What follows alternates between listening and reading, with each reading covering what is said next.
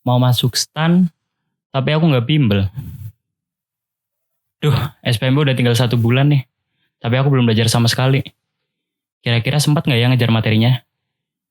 Nah, buat kalian yang memiliki kegelisahan yang sama, ayo langsung aja kita nonton videonya. Sebelumnya, intro dulu.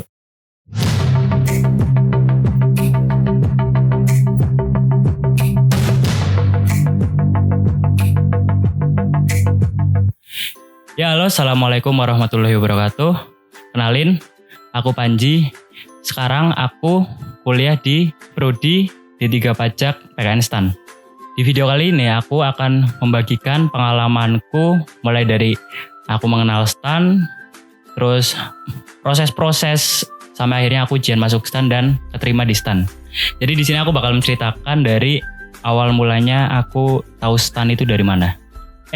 Tapi jangan lupa buat subscribe dulu channel ini dan aktifkan lonceng notifikasinya agar kalian bisa menjadi orang pertama yang dapat notifikasi kalau aku nge-upload video baru. Oke, langsung aja kita masuk ke videonya.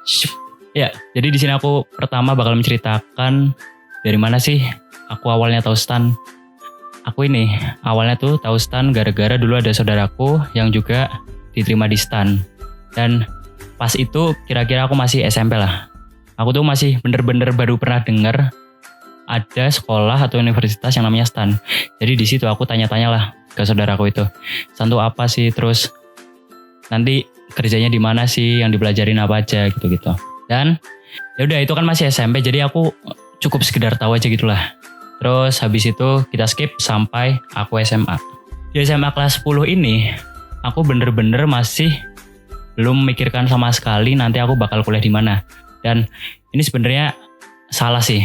Jadi buat kalian kalau misalnya ada adik-adik nih yang masih kelas 10, masih kelas 11 dan masih santai-santai belum memikirkan nanti mau kuliah di mana, saranku mending dari sekarang coba kalian udah mulai nyari-nyari informasi. Kalau bisa malah udah mulai nentuin aku nanti mau kuliah di mana nih, di fakultas apa gitu.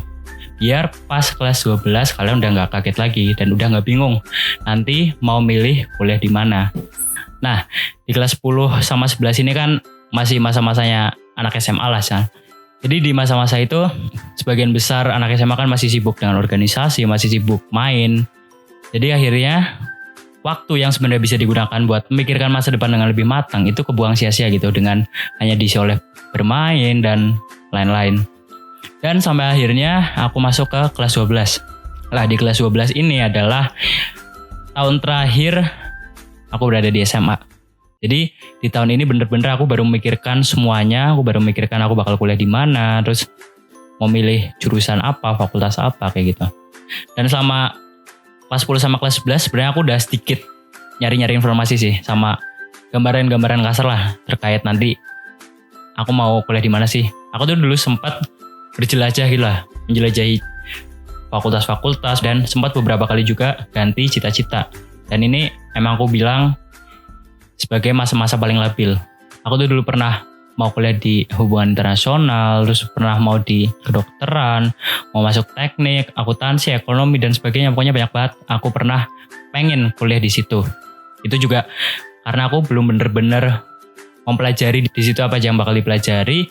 Dan aku juga kayak baru, wah ini kayaknya keren nih, aku masuk sini gitu-gitu. Jadi belum ada dasarnya sama sekali. Terus sampai kelas 12 awal, dulu tuh ada salah satu bimbel buat masuk STAN menggelar seminar di kotaku. Aku awalnya kan gak tertarik tuh buat ikut seminar itu. Tapi karena banyak teman-temanku yang ikut dan aku diajak juga, jadi ya aku akhirnya memutuskan buat ikut seminar itu. Terus pas di seminar, di situ aku dijelasin bener-bener detail soal STAN itu apa sih, terus nanti prospek kerjanya gimana, yang dipelajari apa aja, dan lain-lain. Sampai selesai seminar tuh aku bener-bener udah ada gambarannya lah soal STAN. Terus akhirnya mereka kan nawarin tuh program bimbel dari berbagai macam biaya dan kriterianya. Lah di situ aku sebenarnya awalnya tertarik pengen ikut bimbel itu. Terus akhirnya sebelum aku pulang, aku chat dulu kan orang tua aku kan, Pak Bu ini ada program bimbel buat masuk STAN nih, mending aku ikut gak ya gitu. Terus akhirnya dibales. Intinya balesannya itu bilang kalau, duh jangan dulu deh, mending kamu coba belajar sendiri dulu aja. Ya udah, di situ aku lihat habis seminar banyak banget temanku yang langsung daftar, dan aku ya udah cuma ngeliatin mereka aja gitu. Sebenarnya aku pesimis sih. Di sini tuh aku udah mulai pesimis bakal bisa diterima di STAN. Terus lanjut sampai hampir pertengahan kelas 12. Di kota aku tuh ada yang menggelar tryout buat masuk STAN. Dan aku memutuskan buat ikut iseng-iseng aja. Jadi bener-bener di sini tuh aku masih iseng-iseng ikut karena buat menghadapi tryout itu aku bener-bener gak belajar sama sekali. Dan ya hasilnya kalian tau lah. Aku berada di peringkat-peringkat menengah ke bawah dengan nilai TBI yang nggak lolos nilai mati. Bahkan di situ pun aku nggak tahu kalau TPA sama TBI-nya STAN itu ada nilai matinya gitu. Aku kira ya udah tinggal kerjain aja. Nggak tahu ya pas pengumuman TPA aku di atas nilai mati sedikit dan TBI ku ini di bawah nilai mati. Ya udah. Dan di pengumuman itu ada tulisan tidak lolos. Aduh, perih gitu ya. Dan akhirnya dari situ mulai mikir, aduh bahasa Inggrisku nggak tahu kurang banget nih. Dan aku tambah pesimis, yang tadinya udah pesimis sekarang lihat hasil tryoutku aku jadi tambah pesimis kalau aku bisa masuk STAN. Terus setelah itu udah masuk ke semester 2 nih di kelas 12. Ini kan masa-masanya banyak ujian, terus banyak seleksi masuk universitas gitu kan ya. Oh ya dulu ada universitas swasta yang menggelar tes buat masuk ke kampus tersebut. Dan digelarnya tuh di sekolahku. Jadi aku juga iseng-iseng nyoba. Dan di situ aku lolos dan dapat beasiswa berapa ya? 70% kalau nggak salah. Nah itu kan ya aku mikirnya paling nggak aku udah ngantongin satu universitas lah. Terus seleksi terdekat setelah itu ada SNMPTN. Di sekolahku tuh dulu anak-anak dikumpulin buat dikasih sosialisasi tentang SNMPTN ini. Jadi kan di situ juga aku baru tahu kalau SNMPTN itu adalah jalur buat masuk universitas yang nggak perlu pakai tes. Ya udah aku kan langsung tertarik tuh dari situ. Terus habis itu aku konsultasi ke BK, terus aku cari-cari di Google tips dan trik masuk ke SNMPTN. Dan sampai aku nggak nyadar bahwa waktu yang seharusnya bisa aku pakai buat belajar SBMPTN itu aku habiskan buat milih 3 pilihan yang bakal aku masukin di SNMPTN aku. Jadi ini kan udah mulai akhir-akhir kelas 12 lah. Aku lihat tuh teman-temanku udah pada belajar SBMPTN tuh dari awal masuk kelas 12 bahkan. Mereka tuh istilahnya udah siap tempur lah. Jangan aku kan mau masuk soshum ya dulu ya. Aku kan dulu SMA-nya IPA tapi SBMPTN-nya tuh dari awal aku emang pengen masuknya soshum. Aku pengen masuk akuntansi dulu kan. Jadi mau gak mau kan harus belajar dari awal banget nih. Kenapa aku pengen masuk jurusan akuntansi? Karena di kelas 12 itu kan aku kan kebetulan ambil lintas minat ekonomi. Dan di kelas 12 itu ekonominya kan bahas soal akuntansi. Dan di situ aku tertarik tuh sama pelajaran akuntansinya. Ya karena akuntansi SMA kan masih gampang ya, nggak kayak akuntansi universitas yang sekarang aku pelajari gitu kan udah. Terus akhirnya aku bener-bener gak belajar SBMPTN. Di sini aku tuh seolah bener-bener menggantungkan lah nasibku ke depan di hasil seleksi SNMPTN gue ini. Jadi di sini aku menceritain dulu, aku nih kan orangnya gak bisa bagi fokus belajar gitu. Jadi apa yang ada di depanku, apa yang lebih dulu bakal aku hadapin, ya udah aku bakal fokus ke situ dulu tanpa bisa membagi pikiranku buat hal-hal yang berada di depannya. Ya, jadi di sini timeline ujian-ujian yang akan aku hadapi di kelas 12 kan gini. Pertama itu ada USBN, habis itu UN, baru habis itu SPMB tahap 1, yaitu TPA dan TPI. Jadi kan aku orangnya gak bisa membagi fokus kalau belajar. Jadi kalau misal aku mau menghadapi USBN, ya udah aku bakal full belajar USBN terlebih dahulu, baru habis itu aku bisa mulai belajar buat UN. Begitu juga buat SPMB. Jadi di sini kan aku ada 2 ujian sebelum SPMB ya. Jadi aku bener-bener belum belajar SPMB sampai 2 ujian tersebut selesai aku lewati. Ya udah pertama aku belajar USBN sampai bener-bener ngerti dan udah terlewati nih. Terus habis itu aku bener-bener belajar UN. Jadi sini kan jadwal UN SMA aku kan tanggal 10 sampai 13 April 2017. Terus habis itu baru SPMB tahap 1 yaitu TPA sama TBI. Habis itu pengumuman pada tanggal 3 Mei. Terus baru habis itu udah tahu lolos, lanjut ke tes tahap 2 yaitu TKK, digelar pada tanggal 8 sampai 13 Mei dan pengumumannya tanggal 24 Mei. Baru habis itu lanjut ke tes tahap 3 yang digelar tanggal 5 sampai 9 Juni dan pengumumannya itu tanggal 16 Juni. Dah, aku kan bener-bener fokus UN nih. Jadi dari awal kelas 12 sampai aku selesai UN itu aku bener-bener belum belajar buat tes masuk STAN atau belum belajar buat SPMB ini. Jadi tuh dulu UN sama TPA sama TBI ini, UN sama tes tahap 1-nya STAN ini selisih kalau nggak salah tuh 10 hari. Jadi ya udah bener-bener habis selesai UN aku baru belajar buat TPA sama TBI. Sedangkan waktu kan udah mepet banget nih, kurang dari 2 minggu. Terus habis itu habis selesai UN aku istirahat dulu sehari buat refreshing lah, kan aku habis puyang-puyangan nih UN. Aku istirahat sehari, baru besoknya aku mulai belajar buat STAN. Pertama, aku belajar tuh nggak baca materi dulu, tapi aku latihan ngerjain satu paket soal. Di paket soal itu, aku bener-bener nggak ngerti sama sekali. Dan kayak tryout yang dulu itu, aku TWA sedikit di atas nilai mati, terus TBI-nya masih nggak sampai nilai mati. Jadi kan aku nggak lolos kan, kalau nilainya kayak gitu. Baru habis itu aku menyadari bahwa aku ini di bahasa Inggris bener-bener kurang banget. Dan aku memutuskan buat di waktu yang sempit itu, di timeline yang sempit itu, aku bener-bener harus bisa menguasai bahasa Inggris paling utama. Waktu nggak sampai 2 minggu ya, dari UN sampai tes tahap 1. Aku pakai 2 hari pertamaku buat full belajar bahasa Inggris. Dari mana aku belajarnya? Aku kan dulu ikut grup-grup buat pejuang masuk STAN gitu kan, udah ikut beberapa grup lah. Dan di grup-grup itu rutin ada yang nge-share materi kayak materi TPA, materi TBI, termasuk teori-teorinya. Nah, dari situ aku belajar bahasa Inggris, bener-bener dari situ. Cuma mengandalkan materi yang di-share oleh teman-temanku yang ada di grup itu. Udah 2 hari pertama aku bener-bener belajar TBI.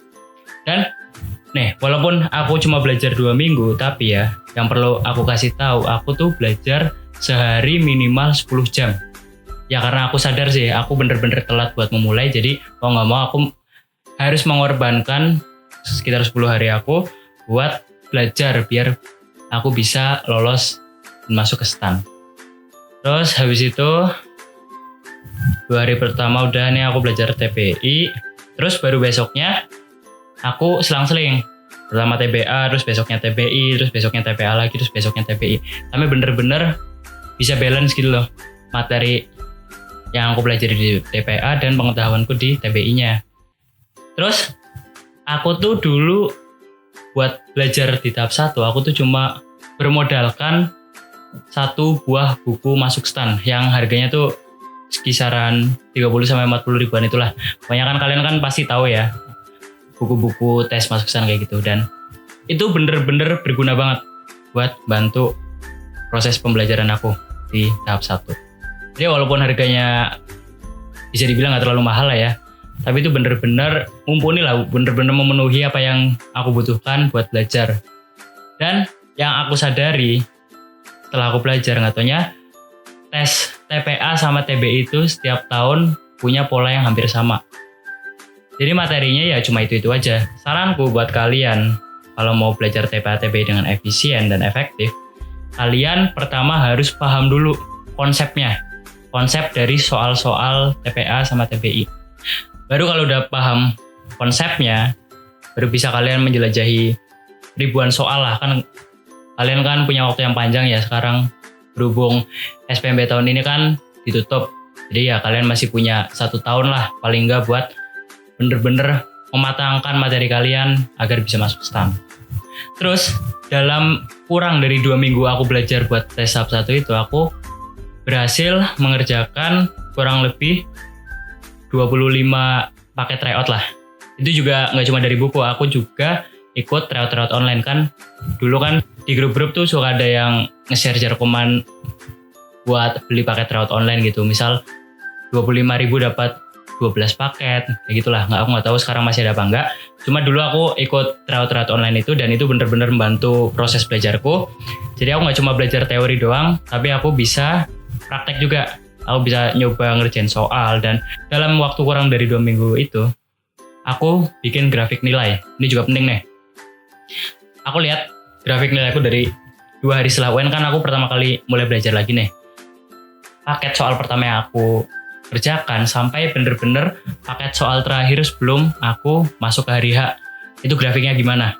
Dan alhamdulillah nih, aku masih inget nih, grafikku dulu cenderung naik lah, walaupun ada 1 atau 2 yang turun, tapi cenderung keseluruhan grafikku naik. Itu kenapa ya? Karena belajar. Jadi kan aku tadi udah bilang, aku minimal sehari itu belajar 10 jam. Dan 10 jam itu aku bener-bener gak buka HP. Jadi HP aku taruh di luar, aku masuk kamar dan cuma ditemenin buku. Keluar paling cuma buat makan sama sholat. Itu bener-bener membangun mentalku dan bener-bener bisa bikin aku siap buat menghadapi tes. Singkat cerita, sampai ke hari H. Lah, aku ini 1 hari sebelum hari H, ini aku istirahat. Buat istilahnya itu kayak cooling down gitulah, cooling down buat pikiranku biar nggak grogi pas hari H. Kalau grogi kan bahaya kan, bisa nanti ngeblank lah pas ngerjain dan lain-lain. Jadi 1 hari aku pakai buat istirahat, dan karena lokasi tesku itu berjarak sekitar 4 jam dari rumahku, ya udah aku juga memerlukan waktu 1 hari buat menempuh perjalanan. Dan aku dulu dapat ujian yang berlokasi di Gedung Keuangan Negara Yogyakarta. Dan pas hari H, dari situ aku lihat banyak banget peserta dan ya lumayan pesimis ya, aku lumayan grogi karena pas mau ujian aja sebagian besar dari mereka itu masih buka buku, masih belajar, sedangkan aku memutuskan sehari sebelum aku ujian itu buat istirahat.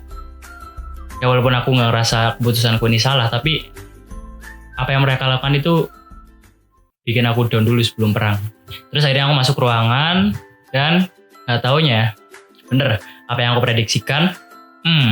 Oke, sekian dulu part 1 dari video pengalamanku masuk STAN. Buat kalian masih ingin tahu kelanjutan pengalamanku sampai selesai, bisa dan nonton lagi video part 2-nya. Oke, sekian dari aku. Oh ya, sekali lagi aku mau ngingetin buat kalian, jangan lupa like, comment, dan subscribe channel ini, dan aktifkan lonceng notifikasinya. Oke, sekian. Mohon maaf apabila pengucapanku masih agak berantakan dan masih sedikit membingungkan. Terima kasih dan wassalamualaikum warahmatullahi wabarakatuh.